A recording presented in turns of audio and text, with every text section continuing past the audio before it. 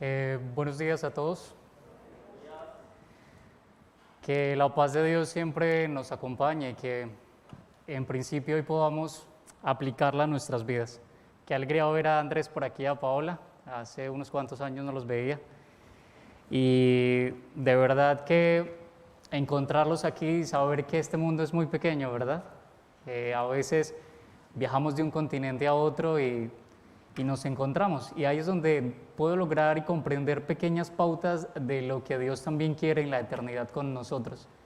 Y es, a pesar de que el mundo sea tan grande, Él quiere estar siempre a nuestro lado y que todos estemos unidos. Así que qué lindo ver este pueblo adventista. De verdad que me alegra bastante. Bien, hoy vamos a trabajar un tema dinámico de aprendizaje.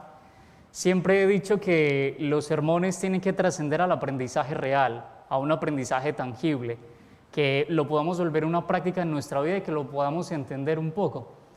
Para ello me gustaría nuevamente que pudiéramos orar porque el tema de hoy a veces puede generar un poco de controversias, pero deseo llevarlo a un punto donde realmente lo podamos observar como algo real y que lo podamos colocar en práctica en nuestras vidas. Les pido que por favor inclinen su rostro para orar.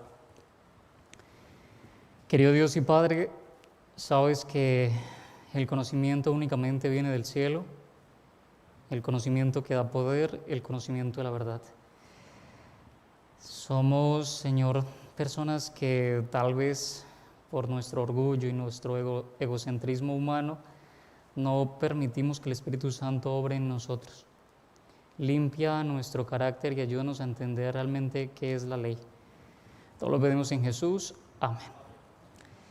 Bien, vamos a tratar un tema sobre ciencia y fe. Y siempre a través de la historia se ha dicho o se ha dado una suposición real que la fe y la ciencia son dos áreas del conocimiento que no se llevan, es decir, son enemigas. Siempre hablamos de creación versus evolución. Hablamos actualmente en el siglo XXI sobre el diseño inteligente, que es la postura cristiana creacionista de que hay un ser supremo que controla el mecanismo del universo. Pero también tenemos teorías como la darwiniana acerca de la evolución, ¿lo recuerdan? Pero a veces nos quedamos ahí como adventistas y siempre hemos pensado que el versus de la creación es la evolución. Pero en la actualidad tenemos diferentes teorías de creación. Está la teoría expansiva del Big Bang, está la teoría de cuerdas, la teoría de ondas. Y cada vez el ser humano siempre busca el origen de la vida. Siempre intentan encontrar el origen de la existencia humana. Y si tal vez la Biblia no tuviera Génesis 1 y 2, tal vez podríamos decir que tenemos un grado de compatibilidad con algunas teorías científicas, pero lamentablemente no. Génesis 1 y 2, para algunas ciencias, le llaman un pseudoescrito o un escrito que no existe, un falso escrito, un escrito de ciencia ficción. Pero me gustaría que lo pudiéramos mirar porque hay algo interesante dentro de la Biblia. Vamos al libro de Génesis, el capítulo 1, y vamos a leer el texto más conocido para todos los cristianos en el mundo, y es Génesis 1:1. Todo cristiano siempre ha hecho una introducción a la Biblia y ha tocado este versículo. Dice que en el principio creó Dios los cielos y la tierra. Para el ser humano esta postura es solamente fe. Nosotros como adventistas y como cristianos creemos que Dios creó los cielos y la tierra. Pero es interesante notar que entre Génesis 1 y Génesis 2, a través de la historia teológica, hay una gran brecha. La primera postura es si Dios creó en ese instante el cielo y la tierra, o formó la tierra y ya la tenía creada por miles de años, o millones de años tal vez. Por eso cuando hacen datación de la tierra, la datan por millones de años. ¿Por qué?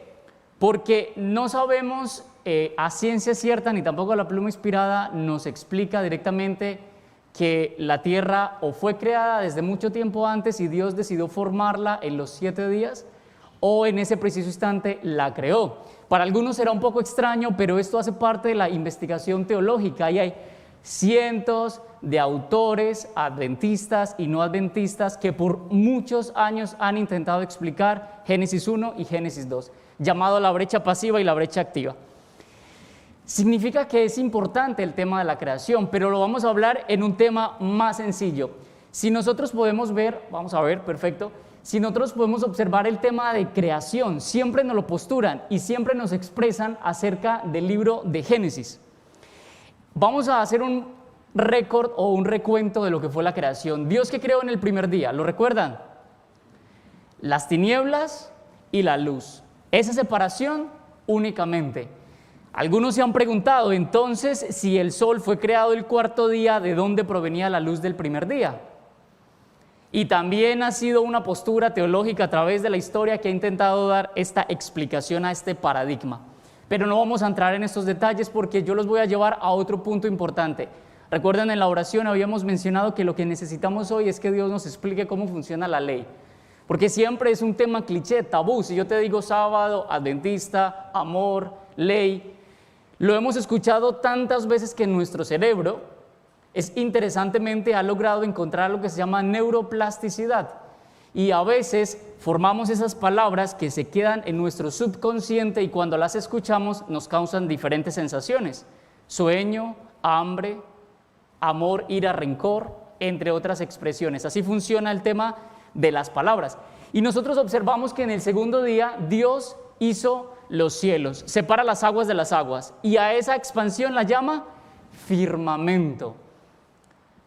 El firmamento, para los hebreos, la palabra firmamento era lo que empieza desde el suelo hacia arriba. O sea que nosotros, para la Biblia, vivimos dentro del firmamento. Ya tenemos un segundo espacio. Y en la tercera parte, a esas aguas que las separó, las llamó mares y tierra. Los 3 primeros días, Dios generó los espacios que necesitaba para en los siguientes 3 días llenarlos nuevamente.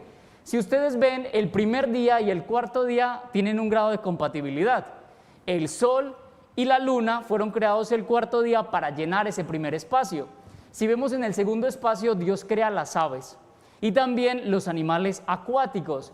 Y en el cuarto día crea los mamíferos para llenar los espacios terrestres que ya había formado. Ya había previsto el alimento para cada una de las especies y su estado de la vida.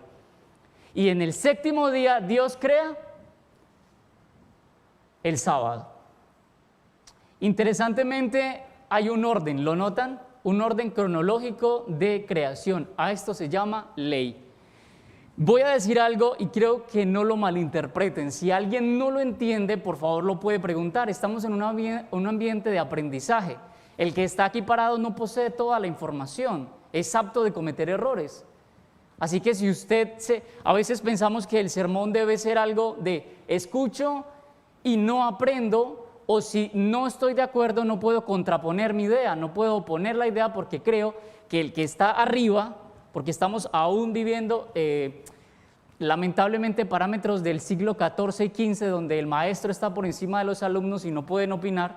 Eso es un tema debatible en muchos años, así que ustedes pueden también opinar. La ley de Dios son los 10 mandamientos para algunos. Pero nosotros sabemos que la ley de Dios, ese es su carácter. Así que por eso, cuando Dios dice en el Nuevo Testamento, 2 mandamientos nuevos os doy, no significa que estuviera ni aboliendo ni quitando, porque todo lo que sale de la boca de Dios es mandamiento, es ley, y todo se utiliza. Así que la ley de Dios es Él. Los 10 mandamientos es la traducción para la tierra de la ley de Dios. Pero no crean que únicamente las 10 palabras, y como lo expresó Andrés, que están en futuro y solamente la cuarta en un presente, son lo que debemos hacer para nuestra vida. Hay ley, la ley es Dios. Bien, entonces vamos avanzando y quiero que se quede en su consciente y en su inconsciente que trabajaremos la palabra ley. Ahora, vamos a mirar algo. ¿Cuál es el concepto de ley para la Real Academia Española? Hay 12 términos o 12 formas de poder utilizarlo. Pero nosotros sabemos que lo vamos a trabajar sobre la ciencia, entonces optamos por el primer término. Regla fija a la que está sometido un fenómeno de la naturaleza. Muy bien, nosotros somos materia, ¿vale? Nosotros somos materia y somos energía. ¿Cuál es la diferencia notoria, teológica y científica entre el hombre y el animal? Eclesiastés nos plantea que con el mismo aliento que vive el hombre, viven las bestias del campo. Y como ellas van a la tierra, nosotros también. ¿Cuál es la diferencia entonces entre los animales y el hombre? Si somos de la misma materia, compuestos con los mismos organismos, de hecho nosotros, nuestro cuerpo humano, tiene todos los elementos químicos que posee la Tierra y su núcleo, porque nosotros, esta es nuestra huella digital. Hacemos parte de la Tierra y somos creados con todos los elementos químicos. Yo a veces creo y pienso que la gente considera que la creación del hombre fue un chiste. Pensamos que Dios creó al hombre haciendo barro con agua y ahí está la creación. Cuando analizamos el objeto primario de Génesis 2:7 y el factor de creación, entendemos que el hebreo, Moisés, está intentando explicar cómo Dios empezó a formar al ser humano. Yo me imagino a Dios tomando el calcio de la tierra y formando los huesos del hombre, tomando cada uno de los elementos que necesitamos para formar esos compuestos, esas moléculas de H2O para conformar el 63% de agua que somos nosotros. A veces pensamos que era simplemente barro, pero el concepto hebreo real era, imagínense en Dios creando los huesos, llenándolos con los tejidos musculares, haciendo ese proceso de la célula que se reprodujera y empezara a crear los músculos. A eso llamamos Génesis, el principio de la vida. Entonces es notorio entender que la Biblia es algo más allá que un simple libro histórico. No podemos creer que la creación fue algo tan simple y tan efímero porque únicamente comparte unos cuantos versículos dentro de un libro tan grande. No, es algo que debemos de entender y estas leyes naturales nos ayudan a nosotros.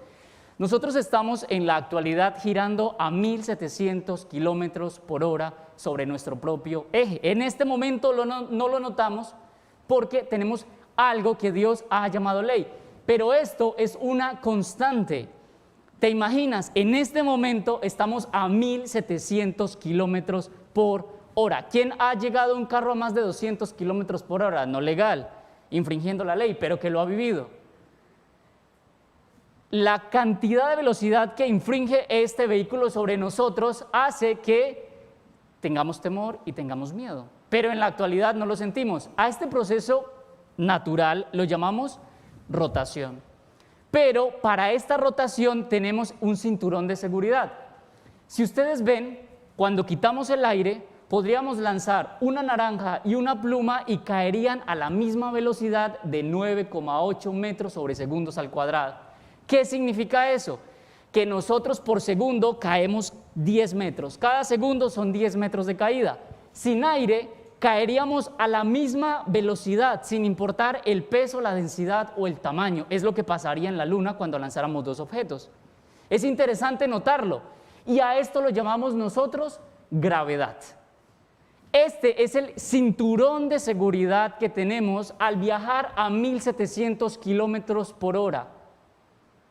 Si Dios dijera en un microsegundo, quítense en el cinturón, en ese microsegundo Samuel y todos ustedes y esta materia que conocen saldría eyectada hacia el espacio y en 40 milisegundos simplemente quedarían moléculas de nosotros.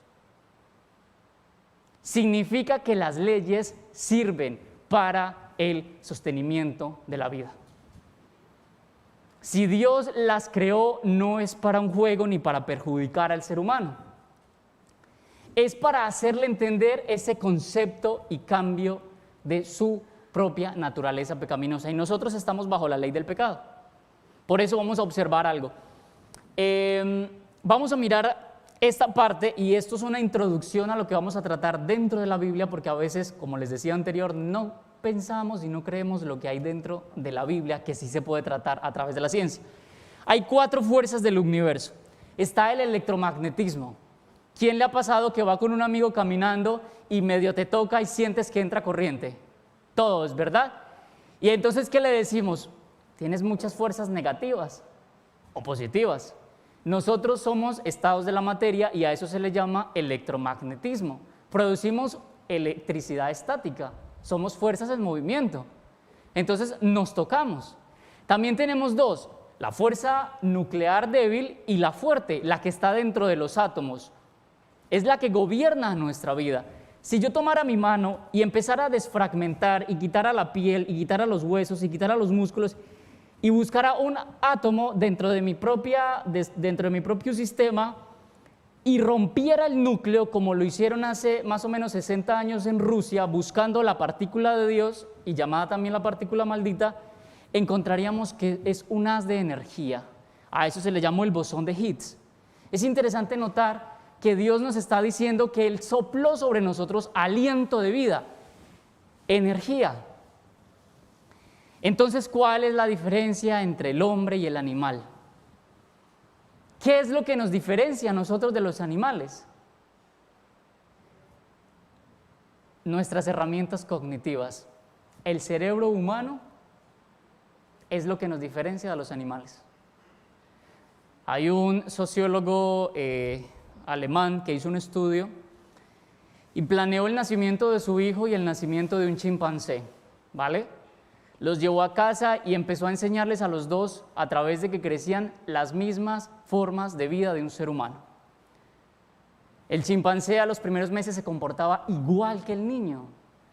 12 meses después era el mismo comportamiento, 13 meses, 14 meses, 15 meses, 23 meses y el comportamiento entre un hombre y un chimpancé es exactamente igual.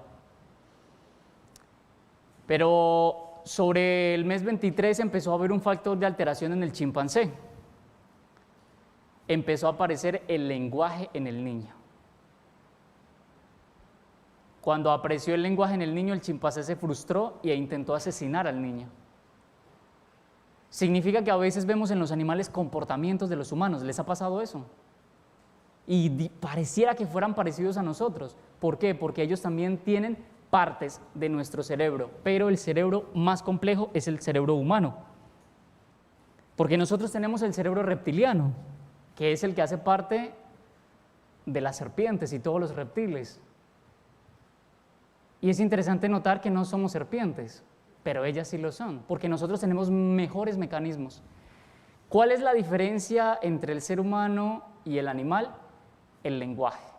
Porque el lenguaje genera el pensamiento y el pensamiento genera la razón. Y por la razón, según Romanos 2, 15 y 16, es el único factor por el cual serán juzgados las personas que no son sometidas bajo la ley, y eso lo vamos a mirar ahora. Así que es la diferencia, y tenemos la gravedad. Estas fuerzas nos gobiernan a nosotros. Si no nos gobernáramos, estaríamos muertos. Ahora, yo estuve un poco mirando hace algunos meses, tal vez ya un año, que he estado mirando esta parte de las leyes universales, cómo funcionan en la teología bíblica, y vamos a mirar factores importantes. Me gustaría que fuéramos al libro del Éxodo, el capítulo 20, que es la primera primicia de expresión de la ley. Y vamos a leer la zona introductoria que, aunque me gustó que en la lección de escuela sabática se haya tratado, porque estamos bajo una misma fe y un mismo espíritu, Dios nos guía hacia un mismo conocimiento, dice Éxodo 21. Habló Dios todas estas palabras: Yo soy Jehová tu Dios, que te saqué de la tierra de Egipto, de casa de servidumbre. No tendrás dioses ajenos delante de mí. No hay un parámetro ni no hay introducción. Simplemente Dios dice, no tendrás dioses ajenos delante de mí. Y vamos a leer la ley de Dios porque a veces la olvidamos. Los judíos tenían por costumbre leer la ley antes de empezar cualquier debate, y me gustaría que hoy, aunque ya hemos hecho una introducción, podamos leerla. Versículo 4, no te harás imagen ni ninguna semejanza de lo que esté arriba en el cielo, ni abajo en la tierra, ni en las aguas, ni debajo de la tierra. No te inclinarás a ellas ni las honrarás, porque yo soy Jehová tu Dios fuerte, celoso, que visito la maldad de los padres sobre los hijos hasta la tercera y cuarta generación de los que me aborrecen. Versículo 6, y hago misericordia por millares a los que me aman y guardan mis mandamientos. No tomarás el nombre de Jehová tu Dios en vano, porque no dará por inocente Jehová al que tome su nombre en vano. Acuérdate del sábado para santificarlo. 6 días trabajarás y harás toda tu obra, pero el séptimo día es de reposo para Jehová tu Dios. No hagas en él obra, tú, ni tu hijo, ni tu hija, ni tu siervo, ni tu criada, ni tu bestia, ni el extranjero que está dentro de tus puertas, porque en 6 días hizo Jehová los cielos y la tierra, el mar y todas las cosas que en ellos hay, y reposó en él el 7º día. Por tanto, Jehová bendijo el sábado y lo santificó. Versículo 12. Honra a tu padre y a tu madre, para que tus días se alarguen en la tierra que Jehová tu Dios te da. No matarás, no cometerás adulterio, no hurtarás, no dirás contra tu prójimo falso testimonio. No codiciarás la casa de tu prójimo, no codiciarás la mujer de tu prójimo, ni su siervo, ni su criada, ni su buey, ni su asno, ni cosa alguna de tu prójimo.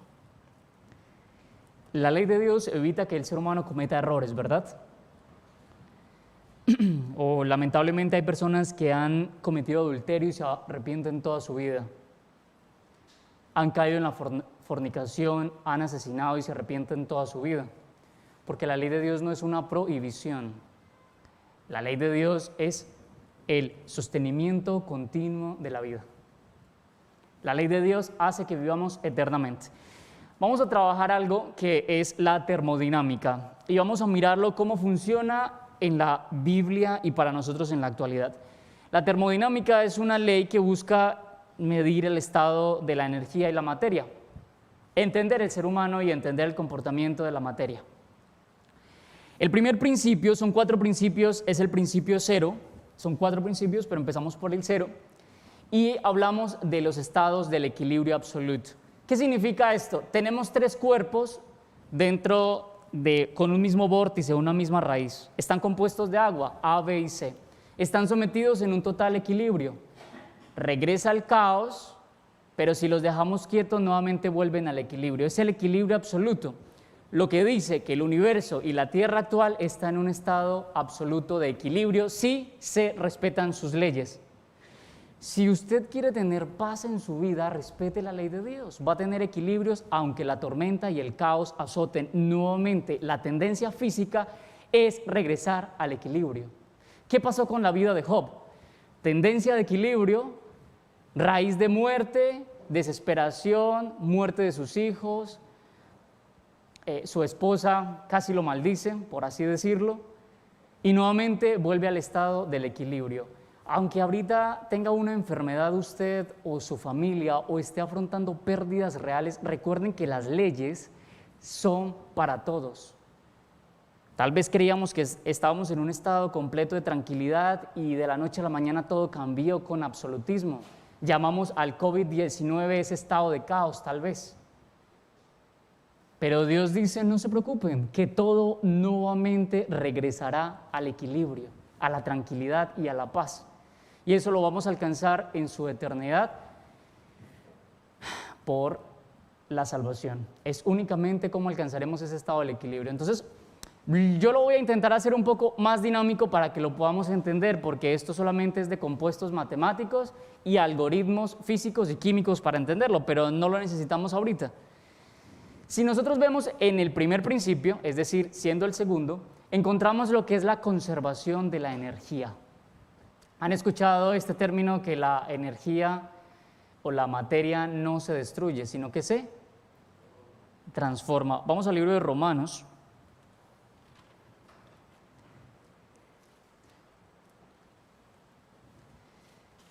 El capítulo 2. Y vamos a mirar un tema de lo que es la ley. Quiero que hagan una pausa estricta en lo que he comentado, que la materia no se destruye, se transforma.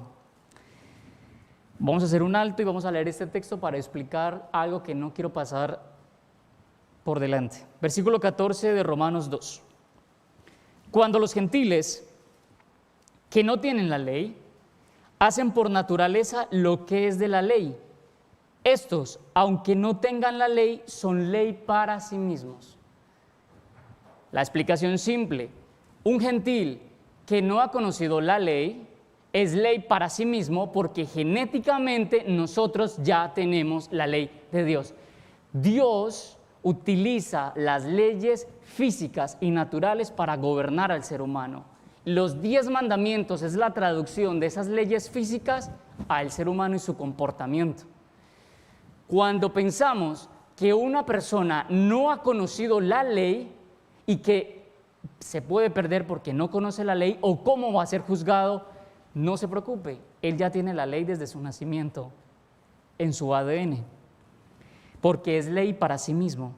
Versículo 15, mostrando la obra de la ley escrita en sus corazones. En el término griega es plasmada en su interior, dando testimonio su conciencia y acusándolos o defendiéndolos de sus razonamientos en el día en que Dios juzgará por medio de Jesucristo los secretos de los hombres conforme a mi evangelio. Un ateo va a ser juzgado bajo sus propios criterios y principios. Y no hay nada peor que te colocan frente a una lupa y descubran todas tus aberraciones y todos tus errores y no tengas cómo defenderte porque tú mismo te estás acusando. No hay forma de salvarse sin la ley, porque cuando somos ley para nosotros, nuestra conciencia es la que en el día del juicio será nuestro abogado. En el día del juicio, cuando aceptamos a Jesús, según Juan 3:16 o Juan 17:3, Jesús es el que toma la facción de abogado. Cuando no aceptamos a Dios, nuestra conciencia, por eso se van a perder, o nos vamos a perder si no hacemos las cosas bien. Nosotros creemos que con Dios se juega. ¿Alguien alguna vez ha visto un juicio en la vida real? ¿Ha estado delante de un tribunal? ¿Sabe cómo se juega con la conciencia humana y con la mente humana? Donde un ser humano puede ser inocente, pero a través de las palabras se puede declarar culpable sin saberlo. ¿Ustedes creen que con Dios podemos jugar? ¿Creen que con Dios podemos decir, Señor, hoy cometo este pequeño pecado, pero tú me vas a perdonar por tu amor y misericordia? Con Dios no se juega. Las leyes se hicieron para cumplirlas. ¿Qué tal que el universo jugara con nosotros y las leyes? ¿Qué pasaría? ¿Estaríamos vivos? Estaríamos en este momento muertos. Con la ley no se juega. Y es notorio entender que si nosotros no nos acercamos a Jesús, simplemente no vamos a poder ser transformados. Hay un texto en Corintios, el versículo 51 del capítulo 14, 1 Corintios 14, 51, y vamos a tratar este segundo parámetro. Y me parece muy interesante la parte introductoria de Pablo en 1 Corintios 14, 51. Él dice, os digo un misterio. Para los griegos la física era un misterio en el tiempo de Pablo, en el siglo I. ¿Y qué les expresa? Les voy a contar un misterio. No todos moriremos, pero todos seremos transformados. La ley de la termodinámica que se gobierna en todo el universo nos dice que la energía no se destruye, se transforma. Nosotros somos materia y no vamos a ser destruidos, sino transformados. Únicamente si Dios llega en nuestra vida y hace ese proceso de la materia, nos transforma para la eternidad. Es interesante notar que Pablo se estaba refiriendo a un tema de cuantiosa de ciencia en este versículo. No tenemos tiempo para explicarlo porque es muy largo y por algún tiempo he intentado hasta que tal vez he logrado descifrar un poco la información de que Pablo tenía en Corintios. Pero es interesante notar cómo funciona la materia. Ustedes ven, esta es la parte interna de un motor, ¿vale? ¿Y cómo funciona? La gasolina, que es materia, entra y es puesta bajo presión, genera energía y sale hacia un pistón para generar la fuerza que necesita el motor de movimiento. En ningún momento del estado del comportamiento podemos decir que se ha transformado o ha desaparecido la materia. Que ha desaparecido la materia. Podemos decir que únicamente se ha transformado para volverse en energía. Dios nos dice a nosotros, no se preocupen, si ustedes aceptan a Dios no van a ser o no van a morir, solamente van a ser transformados. En la actualidad, si lo aplicamos y tal vez hacemos una posición hacia la teoría bíblica, podríamos decir que si esta ley se aplica a nosotros como seres humanos, Dios quiere que esta materia se convierta y se transforme, que se aplique la ley de salvación sobre él, que dejemos la ley de la naturaleza humana, de la pecaminosidad y podamos entender que Dios quiere salvarnos. Nuevamente repito, con Dios no podemos jugar. Dios es misericordia, pero ¿qué dice su ley? Él es celoso, misericordioso, pero no perdona a los que toman su nombre en vano. Por eso con Dios no podemos jugar. Si nosotros vemos esta imagen nos lo explicaba, el segundo principio me parece muy interesante porque es el principio que logró que la teoría de la evolución cayera. Logró que Darwin y su vista en el Ecuador, cuando intentó sacar esta teoría de la evolución, cayera. ¿Por qué? Porque dice que los efectos de la naturaleza son irreversibles. Se los quiero demostrar con este video. Ustedes ven un recinto completamente con agua, pero si aplicáramos tinta sobre esta agua, sí tenía sonido. Gracias, Adri. Ya no podemos recuperar esa materia. Es un estado irreversible. Cuando usted está casado y fornica y le es infiel a su esposa, ya es un estado irreversible. Ay, perdón, sí, pero es irreversible lo que ha hecho. No podemos devolver el tiempo. Cuando un joven asesina a su hermano, ya es un estado irreversible de la materia. No puede regresar al pasado. A mí me parece esto bastante interesante y no voy a entrar en detalles lo que es el misterio del pecado y la caída, cómo en un estado total de equilibrio y tranquilidad aparece el pecado. Eso nos lo va a explicar Dios. Pero ya era irreversible. O sea, Dios sabe lo que es la ley y Él no la altera para su conveniencia. Dios podía alterar la línea del tiempo y regresar y no crear a Luzbel. Pero Dios no altera sus leyes porque Dios hace lo que dice. Por eso Dios sabía que este punto era irreversible en la línea del tiempo del universo. Y permitió que Luzbel cayera y que el mundo cayera. Pero, ¿cuál era la consecuencia? Su muerte en la cruz. Esto para mí, y en este segundo principio de la termodinámica, logro entender un poco cómo Dios nos explica y nos enseña que cuando Él crea las leyes naturales que son gobernadas por la eternidad y hacia la eternidad, Él se somete a ellas, porque Él sabe que son perfectas.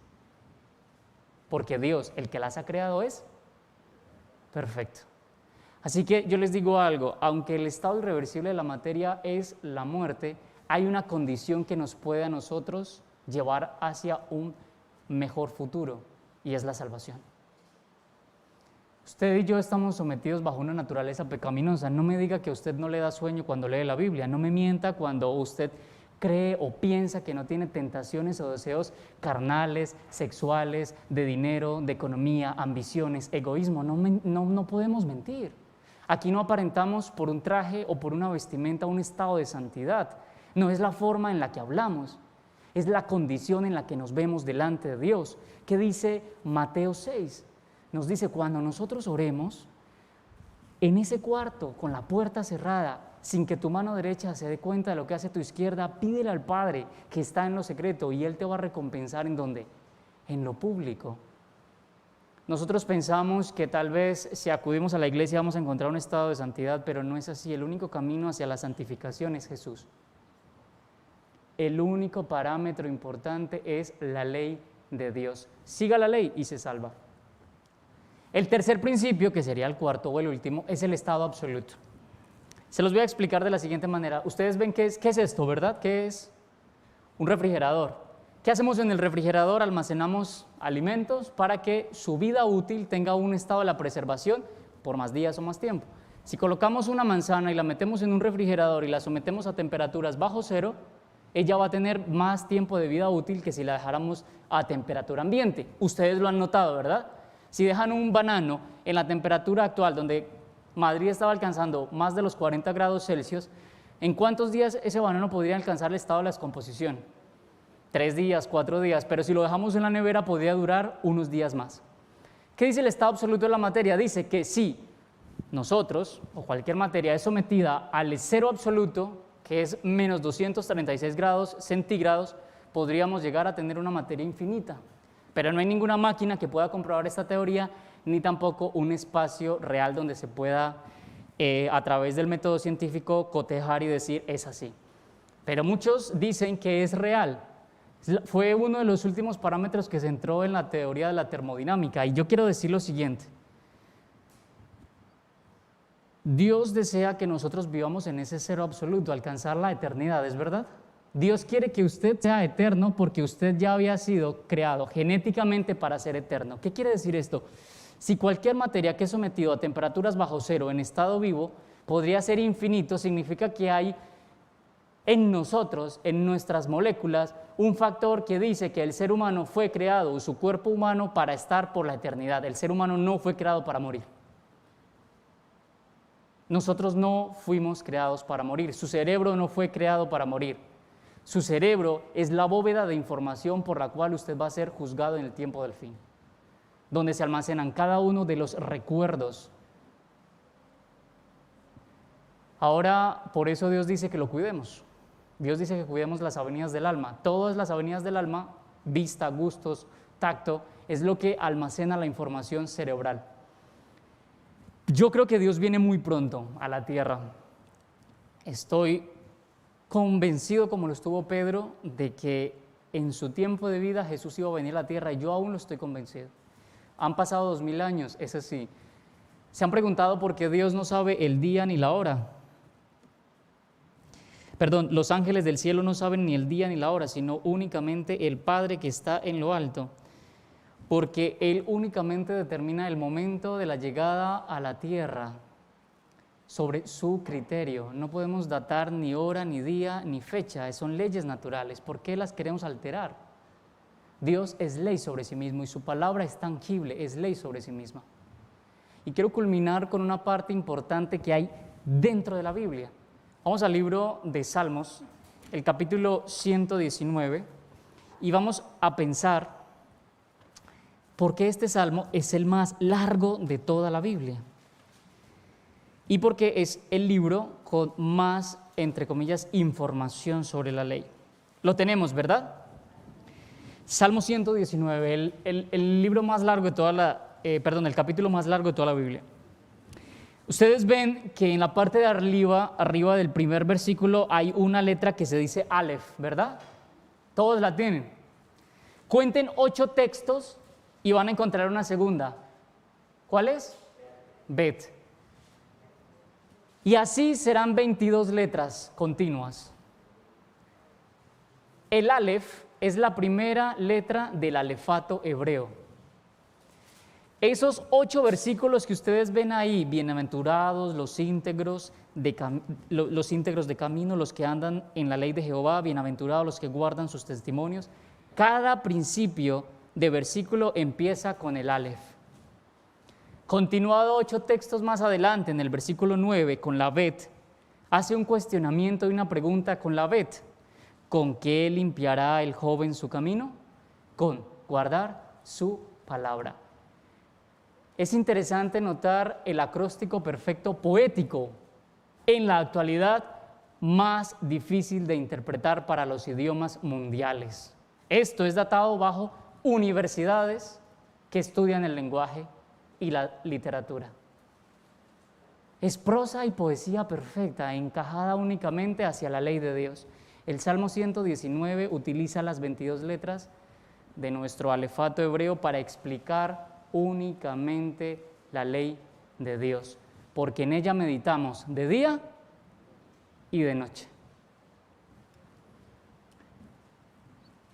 Si David comprendía con tanta exactitud cómo funcionaba la ley de Dios a pesar de haber cometido pecados tan irreversibles, más nosotros que tal vez no hemos vivido cosas tan paupérrimas, tan dolorosas, ¿por qué no la comprendemos en la actualidad? ¿Qué nos impide a entender la ley de Dios? Los jóvenes pensamos que tal vez la ley nos cohíbe de vivir a nuestra libre decisión y de tomar nuestro propio criterio sobre la vida y disfrutar. pero los mayores saben y desearían en muchas ocasiones regresar a ese pasado y revertir esas decisiones. Pero ya no lo pueden hacer. Y por eso nos dicen a nosotros, no lo hagan, no lo piensen, no lo digan, no actúen de esa manera. Pero el joven siempre quiere aplicar la libre decisión. Los padres, los abuelos, los mayores saben lo que es someterse bajo una ley irreversible.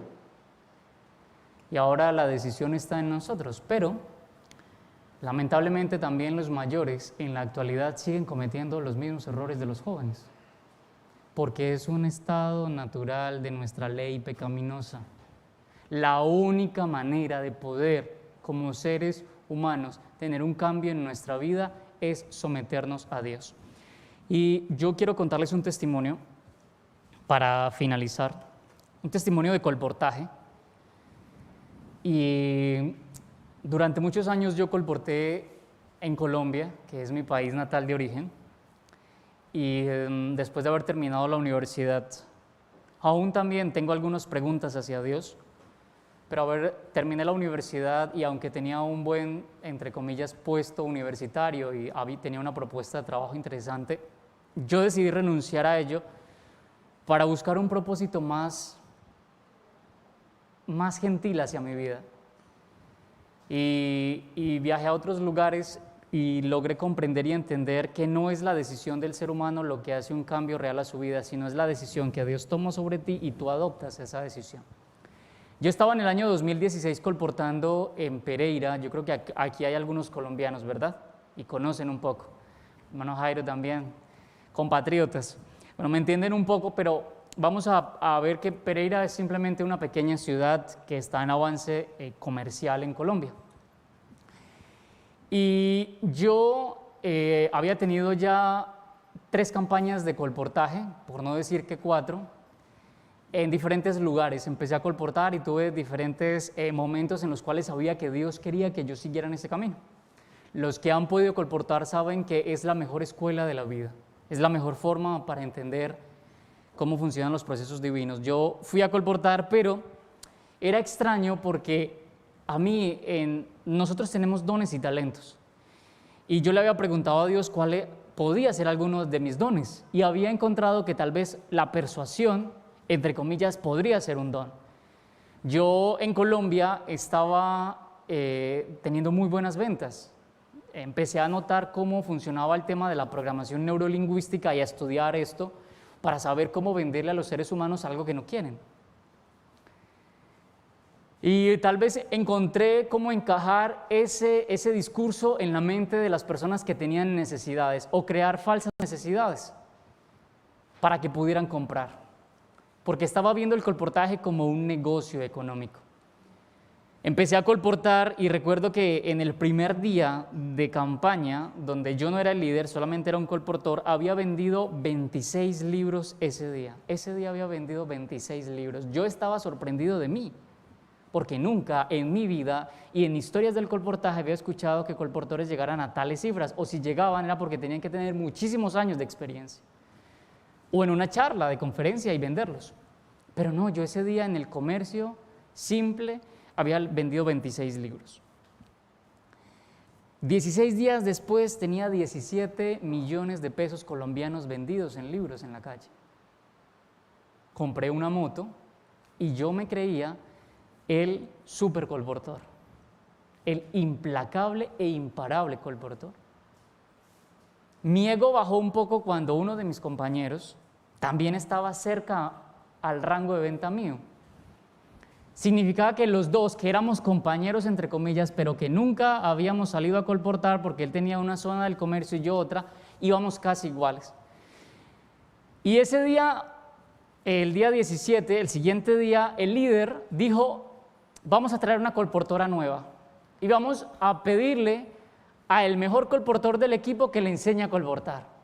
Y en ese momento creo que estaba yo por 2 o 3 libros más que mi otro compañero, entonces me la asignaron a mí. Nos fuimos a colportar desde las 7 de la mañana muy temprano, porque yo empezaba a colportar en las plazas de comercio y ya después, cuando abrían el comercio en general, pues me iba y aprovechaba, porque los comerciantes de estos comercios pequeños manejan buen dinero efectivo y son personas que tienen necesidades con sus hijos y su familia. Empezábamos a colportar y yo ya no oraba ni siquiera para empezar a colportar, ni siquiera hacía el devocional para colportar. Y empecé a colportar y entonces yo tenía una media de cada 3 presentaciones, 1 o 2 libros vendidos. Significaba que si en esta no me compraba, en la siguiente me iban a comprar o en la tercera. Hice la primera presentación y no me compraron. Hice la segunda presentación y no me compraron. La tercera, la cuarta, la quinta, la 11ª, la 12ª. Yo ya estaba preocupado, ¿pero qué está pasando? 17 presentaciones y no había vendido el primer libro. Y yo estaba enseñándole a colportar a esa colportora. Y ella me mira, una colportora, en su primer día, en sus 3 primeras horas de trabajo, 2:30, y me mira y me dice, Samuel, ¿tú estás colportando o vendiendo? Yo, el colportor de experiencia, de tal vez 2 años de experiencia, el que mejor le estaba yendo a nivel universitario, y me habían comentado que hasta probablemente a nivel nacional, ese colportor, una simple colportora, entre comillas simple, me dice, ¿en serio estás colportando o estás vendiendo? Y me dice, deberíamos orar, lo que siempre nos ha enseñado como colportores. Yo, enojado por el comentario, le digo, vale, tú ora, yo te escucho. Yo me acuerdo que crucé los brazos, ni cerré los ojos, miré al suelo y ella oró.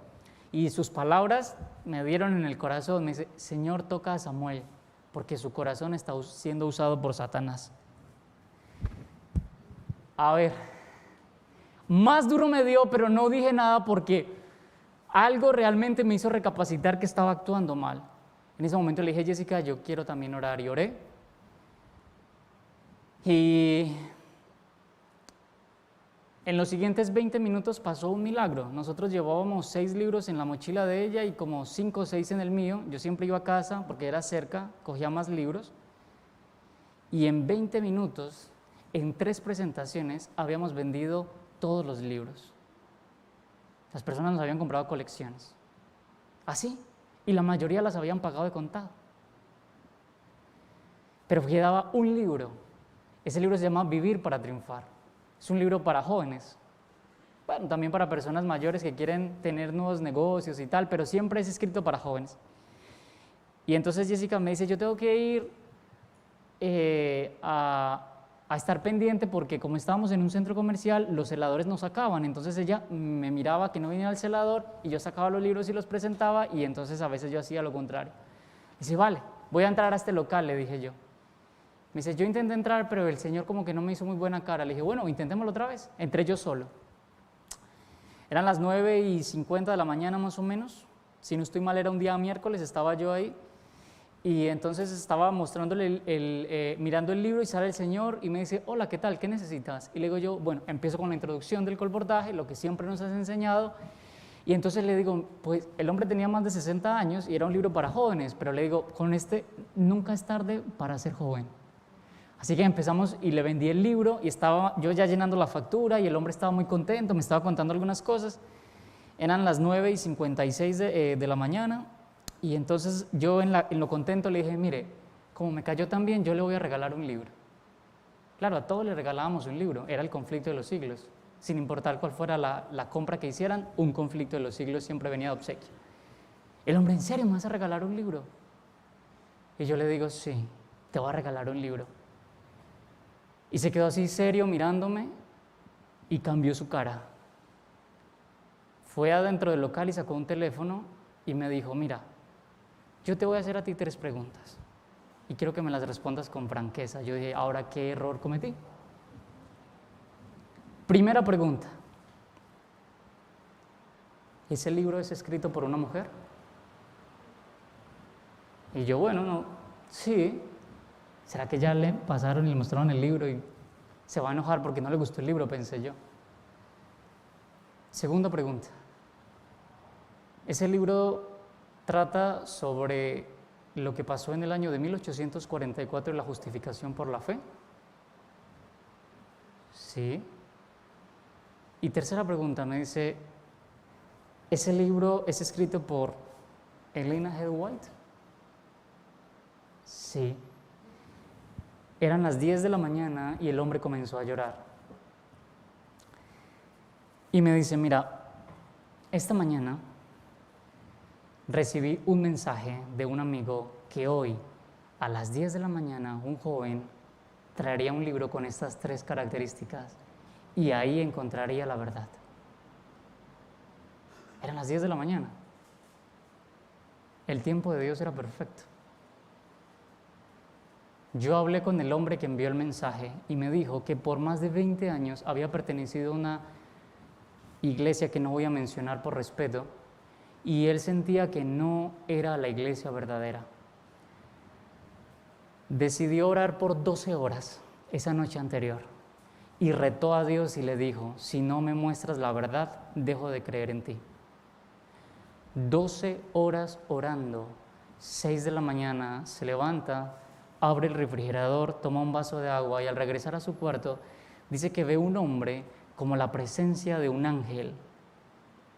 Sus ojos y sus manos tenían fragancia de fuego y un resplandor cubría toda la habitación, y él dice que él cayó al suelo y no entendía lo que estaba pasando, y la voz le dijo, mañana a las 10 de la mañana en el local de Albeiro un joven llegará con un libro con 3 características, ahí encontrarás la verdad.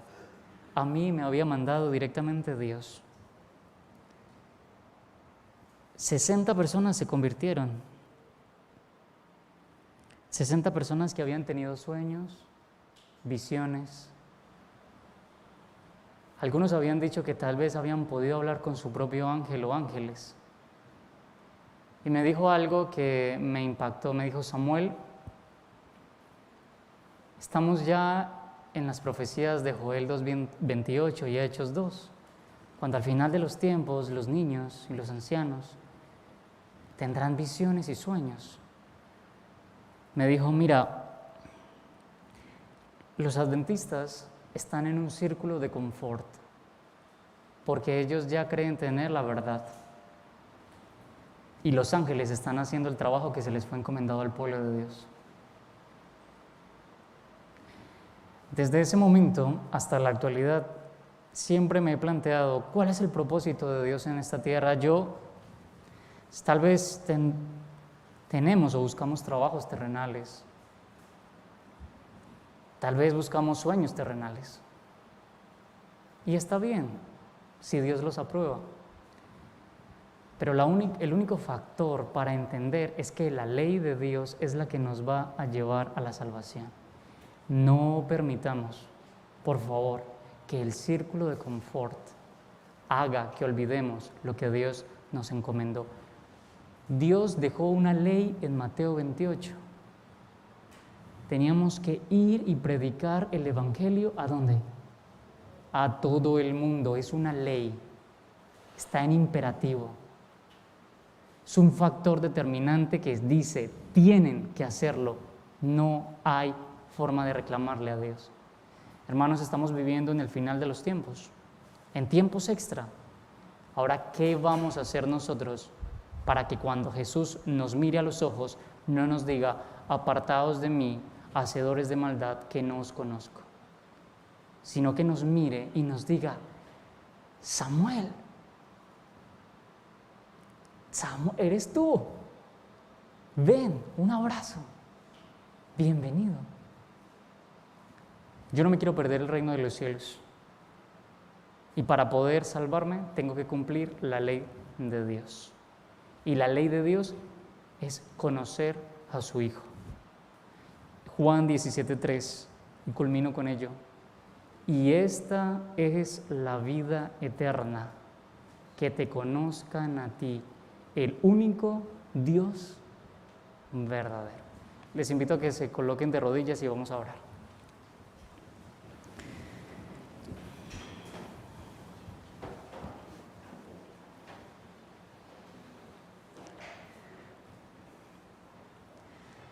Querido Dios y Padre, Señor, te damos gracias porque aún hay comunicación entre el cielo y la tierra. Quita de nosotros ese orgullo y ese ego humano. El conocimiento únicamente viene del cielo y sobre ese conocimiento vamos a ser juzgados, Señor. Pero en este momento, como iglesia a nivel local, solicitamos que la ley de Dios nos cubra y que a través de la fe podamos entender que es el único método para vivir en plena tranquilidad y en un estado de equilibrio absoluto en esta tierra y por la eternidad. Tus leyes, Señor, son eternas. Tú eres eterno. Ayúdanos, por favor, a comprender que dejaste leyes físicas en la tierra que podemos ver y observar para nuestro bien, y también dejaste las leyes morales para estar en paz y armonía y tranquilidad con el cielo. Tenemos una tarea que has encomendado específicamente a tus apóstoles y a nosotros, Señor, que es predicar el Evangelio en todo el mundo. Pablo tenía un anhelo en su vida de llegar a España y poder entregar el mensaje tal vez para lo que él era el punto más apartado de la tierra. Y nosotros en la actualidad estamos viviendo ese momento, Señor, viviendo un sueño que el mayor apóstol lo intentó pero no logró. Y ahora nosotros, tal vez, si hacemos una apología, seríamos Pablos modernos. Ayúdanos a entender cómo funciona el dinamismo del pensamiento europeo, a cómo hacer entender a un ateo, a un agnóstico, a un panteísta o a alguna persona que pertenezca a una comunidad distinta a nuestras creencias, que la única forma de salvación es conocerte a ti y cumplir tus leyes. Enséñanos con amor y misericordia cómo hacerlo para nosotros ser un testimonio real en esta tierra. Quédate en este momento y sobre este sábado en nuestras vidas. Que el Espíritu Santo nos toque y que pueda haber un cambio real, que no esto solo sea teoría, sino que también lo volvamos práctica. Todo lo pedimos en el nombre de Jesús. Amén.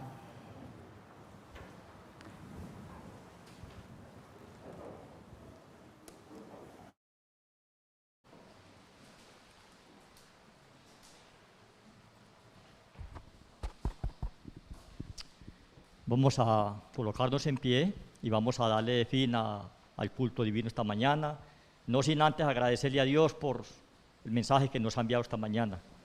Quiera Dios que pongamos en práctica todo lo que hemos aprendido y que el Espíritu Santo pueda hacer ese cambio, esa transformación, esa santificación, esa purificación en cada uno de nosotros. Vamos a terminar el culto esta mañana cantando las estrofas del himno 451, Cerca más cerca.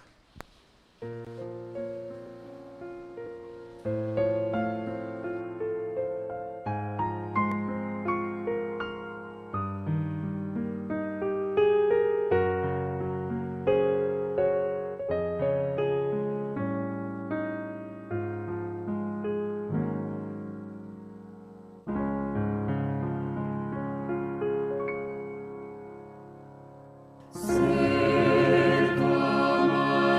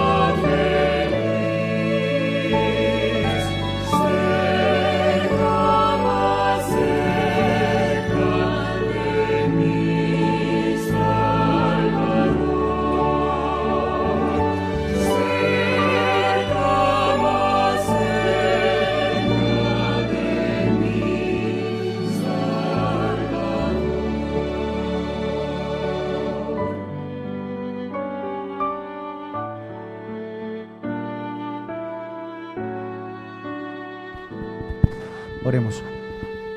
Querido Dios, Señor, te damos gracias porque al estudiarte a ti, o por lo menos estudiar tu autorrevelación, podemos entender, Señor, tu amor, tu bondad, y podemos ver también, Señor, tu carácter. Ayúdanos, Señor, a realmente a conocerte cada día, a caminar contigo. Ayúdanos, Señor, a que tu Santo Espíritu pueda hacer una obra de transformación en nuestra mente, Padre, para que podamos ver como tú ves, Señor, podamos sentir como tú sientes, y que nuestro caminar sea tan íntimo, Padre, que muy pronto, cuando tú vuelvas, Señor, nos vayamos contigo a vivir por la eternidad, a ser felices, porque estamos cansados de este mundo. Perdona nuestros pecados, y ahora al ir a casa, ayúdanos a recordar, Señor, que estamos bajo tu presencia, estamos en tu día, y que lo mejor que podemos hacer es deleitarnos y gozarnos en ti. Quédate con cada una de las personas que han venido en esta mañana a escuchar tu palabra, que hayan salido, Señor, satisfechas de ti, Señor, que las palabras que se han dicho aquí, a pesar de nuestra humanidad, hayan servido, Señor, para que puedan alimentar su espíritu y puedan haber sido edificadas, Señor, en tu palabra. Perdona nuestros pecados, una vez más te lo pido, en los méritos de Jesús. Amén. Amén. Vamos a continuar de pie, vamos a terminar con el himno de despedida, ¿vale?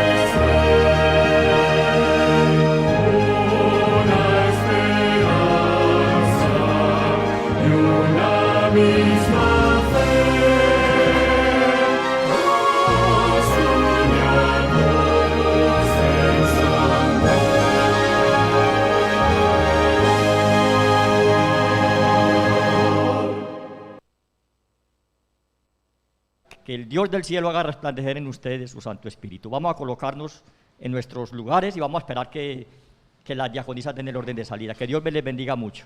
Lo esperamos esta tarde, los que quieran venir, ¿vale?